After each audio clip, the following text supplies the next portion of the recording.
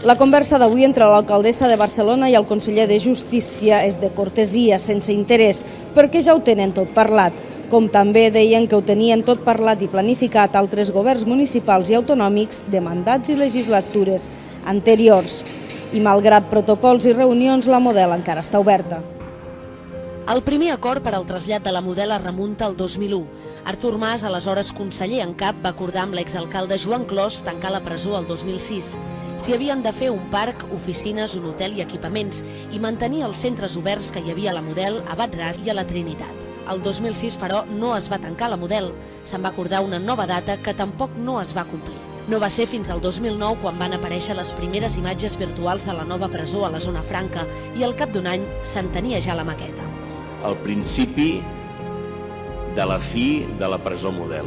Avui és un fet històric. Les obres es van anunciar a finals del 2010, un mes abans de les eleccions al Parlament. Cada metre que guanyem aquí serà un pas més en l'irreversible procés de desmantellament de la Model. Els socialistes, però, van perdre els comicis i el projecte va quedar aturat amb el nou govern i les retallades fins al 2014, amb una nova promesa entre Xavier Trias i Artur Mas. Van acordar traslladar la Model i el centre obert de la Trinitat Vella a la Zona Franca.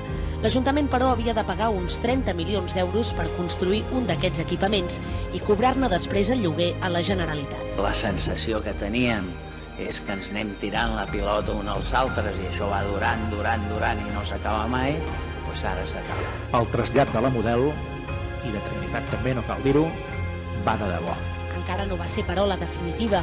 Finançar la construcció d'un nou centre penitenciari de la Generalitat no va agradar a l'alcaldessa Ada Colau, que va voler renegociar el protocol per enèsima vegada.